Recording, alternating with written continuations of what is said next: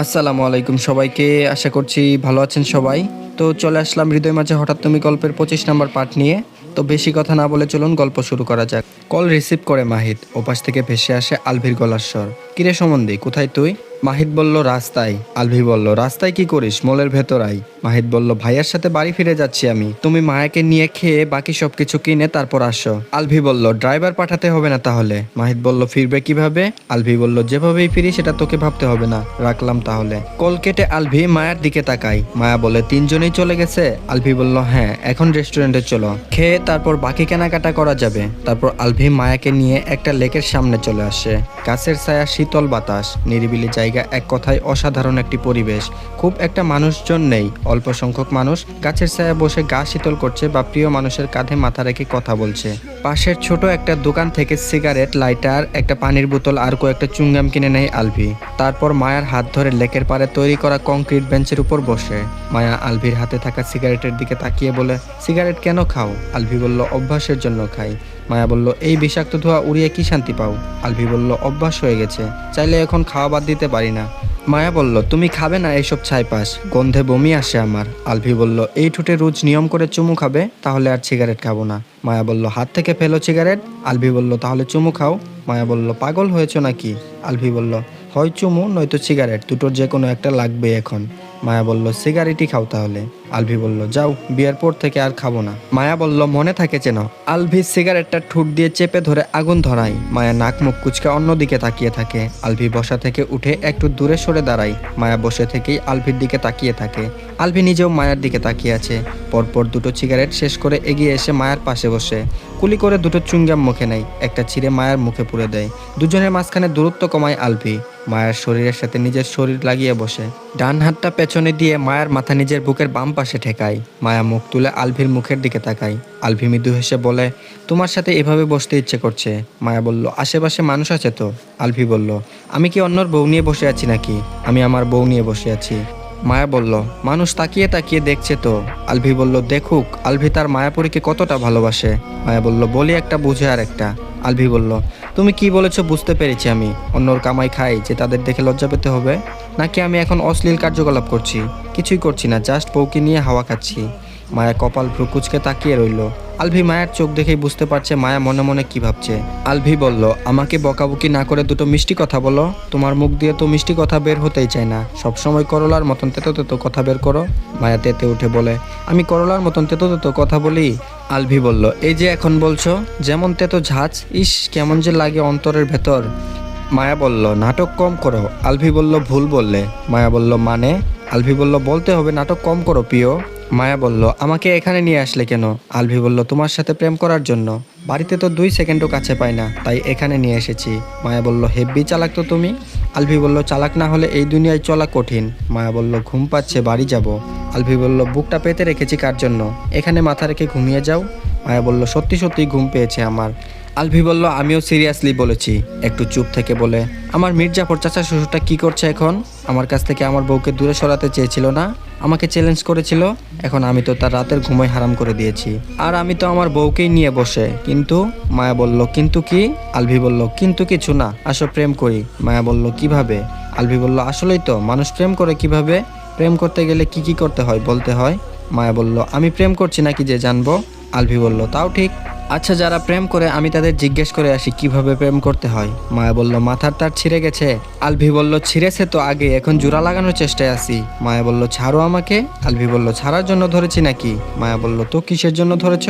আলভি বলল সারা জীবন ধরে রাখার জন্য ধরেছি। আরেকটা কথা তুমি খেয়াল করেছো, তুমি কিন্তু আমাকে তুমি বলে সম্বোধন করো এখন। মায়া আলভির চোখে চোখ রেখে বলে ছোটবেলায় তো তুমি বলেই সম্বোধন করতাম, বড় হয়ে কল্পনার তুমির সাথেও তো তুমি বলেই সম্বোধন করে কথা বলতাম। ওই কয়েকদিন তো রাগের কারণে আপনি বলে সম্বোধন করেছি। আলভি বলল কল্পনায় তুমি আমার সাথে কথা বলতে? চোখ নামিয়ে নেয় মায়া।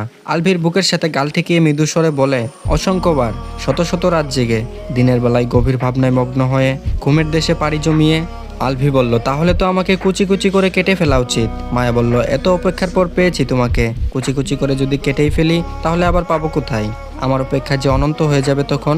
আর একটা কথাও বলে না আলভি, বাম হাতে শুধু মায়াকে পেঁচিয়ে ধরে বসে রইল। এই কথাগুলোর মধ্যে যেন কি ছিল, মাগরিবের পর মায়াকে নিয়ে বাড়িতে ফিরে আসে আলভি। দুপুরের পর থেকে এই সন্ধ্যা অবধি মায়াকে নিয়ে ঘুরে বেরিয়েছে শুধু।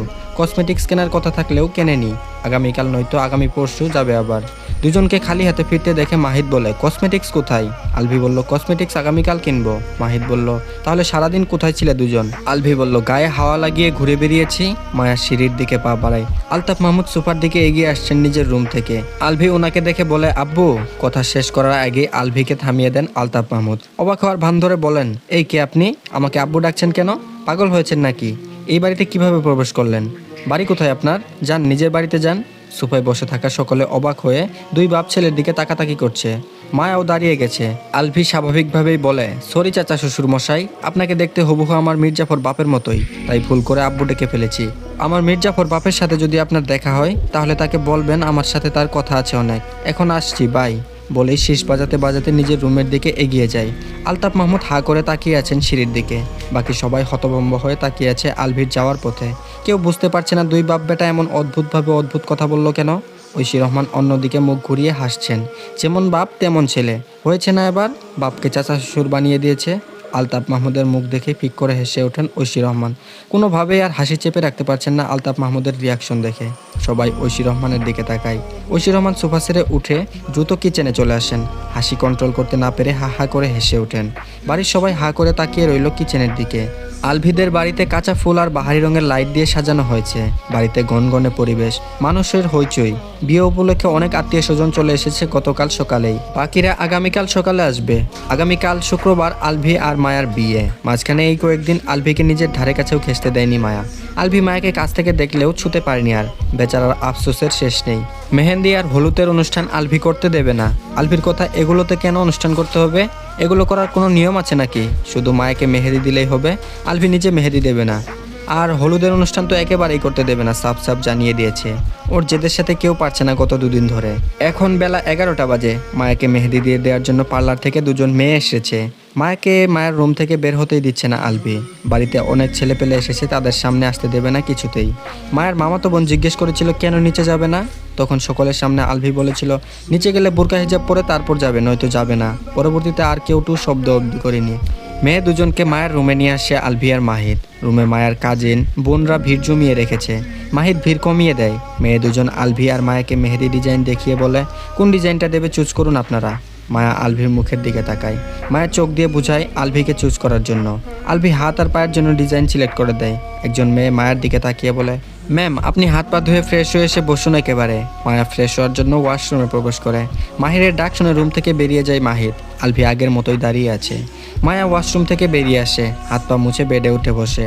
মেয়ে দুজন মায়ার দুই হাতে একসাথে মেহেদি পরিয়ে দেওয়ার জন্য উদ্যত হয়। আলভি দুজনকে থামিয়ে দিয়ে বলে, 1 মিনিট। তিনজনেই আলভির দিকে তাকায়। আলভি হাত পেতে একটা মেহেদি চাই। তারপর মেয়ে দুজনকে মায়ের সামনে থেকে সরে বসতে বলে।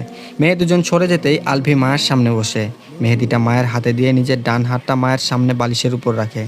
তারপর বলে, মেহেদি দিয়ে দাও। মায়া বলল, তুমি না বললে মেহেদি দেবে না? আলভি বলল, আমার বিয়ে এখন, আমি মেহেদি না দিলে বোঝা যাবে নাকি আমি বর? সুন্দর করে এখানে লেখো যে মায়াপরীর বর। মায়া ঘাড় ঘুরিয়ে মেয়ে দুজন আর ওই কাজিন বোনদের দিকে তাকায়। সবাই ওদের দুজনের দিকে তাকিয়ে মৃদু হাসছে। তারপর আলভি বলল, কি হলো লেখো। মায়া ডান হাতের তালুতে সুন্দর করে লিখে দেয়, মায়াপরীর বর। লেখা শেষ হতেই উঠে দাঁড়ায় আলভি। মেয়ে দুজনের দিকে তাকিয়ে বলে, ওর হাতে সুন্দর করে লিখে দেবেন আলভির বউ। মেয়ে দুজন মাথা নাড়ায়। আলভি বলল, ডোরটা ভেতর থেকে লক করে দাও শীতল, কেউ এসে যেন ডিস্টার্ব করতে না পারে।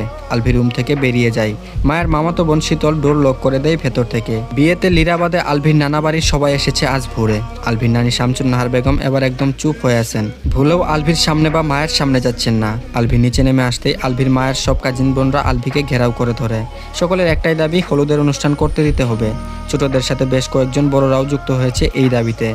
আলভি সকলের দিকে নজর বুলায়। ওর বাপ চাচা সবাই আছে এখানেই। ওনাদেরকেও ডেকে নিয়ে এসেছে আলভিকে বোঝানোর জন্য।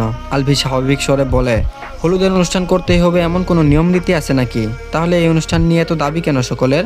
হলুদের অনুষ্ঠান না করলে কি কিছু হবে? সকলের মধ্য থেকে একজন বলে, নিয়ম রীতি নেই, হলুদের অনুষ্ঠান শুধুমাত্র আনন্দ করার জন্য করা হবে। আলভি বলল, অন্যভাবেও তো আনন্দ করা যাবে। লোকটি বলল, হলুদের অনুষ্ঠান নিয়ে এত আপত্তি কেন তোমার? আলভি বলল, হলুদের অনুষ্ঠানে হলুদ দেওয়ার নাম করে ছেলে মেয়ে উভয়ই হুড়োহুড়ি করে মায়াকে হলুদ লাগাবে, আর আমি কিছুতেই হতে দেব না। আর হলুদের অনুষ্ঠানের নাম করে ওই মেয়ে ওই ছেলেকে হলুদ লাগাবে, ওই ছেলে আবার আরেক মেয়েকে লাগাবে, এ ওকে সে তাকে, এ ওর ঘাড়ে ও ওর পেটে নোংরামি শুরু হয়ে যাবে। আলতাফ মাহমুদ বলেন, এমন কথা বলছো কেন? এরকম কিছুই হবে না। আলভি বলল, এরকমটাই হয়। 3 দিন আগে যে আমার কলেজ লাইফের বন্ধুর বোনের বিয়েতে গিয়েছিলাম আমি, সেখানে এসবই হয়েছিল। আচরণ সীমার বাইরে চলে যায়, অপ্রীতিকর পরিস্থিতি তৈরি হয়, হলুদের নাম করে নোংরামি শুরু হয়, কেউ ইচ্ছে করেই করে, আবার কারোর সাথে অনাকাঙ্ক্ষিতভাবে হয়ে যায়। আলতাফ মাহমুদ আবার বলেন, এখানে এরকম কিছুই হবে না। কোনো ছেলে হলুদ লাগাবে না কোনো মেয়েকে, শুধু মেয়েরাই মেয়েদের লাগাবে। কোনো ছেলেকে ওখানে যেতে দেব না, শুধু মেয়েরাই থাকবে ছাদে। তুমি প্লিজ আর না করো না। বাড়ির সবাই আলভিকে বোঝাই, সাথে এটাও বলে কোনো ছেলে ছাদের উপর যাবে না হলুদ লাগানোর সময়। আলভিকেও কোনো মেয়ে হলুদ লাগাবে না। আলভিকে ছেলেরা লাগাবে আর মায়াকে মেয়েরা লাগাবে। ওকে অনেক বোঝানোর পর অবশেষে আলভি রাজি হয়ে যায়। মুহূর্তেই আবার হৈ হৈ শুরু হয়ে যায়। মাহিদ আলভিকে টেনে নিয়ে বাড়ির বাইরে বেরিয়ে আসে ইমার্জেন্সি কথা বলার জন্য। তো আজকের পর্বটি এই পর্যন্তই। আশা করছি সবার কাছে ভালো লেগেছে। তো অবশ্যই ভিডিওতে একটা লাইক দিবেন, আর অবশ্যই কমেন্ট করে জানাবেন আপনাদের কাছে কেমন লাগছে গল্পটি। তো ধন্যবাদ সবাইকে, সবাই সাবস্ক্রাইব করে রাখবেন।